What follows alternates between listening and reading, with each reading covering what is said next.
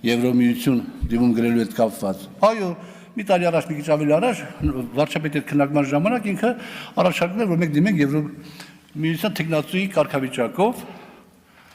բայց հետո հաջորդ քննարկման ժամանակ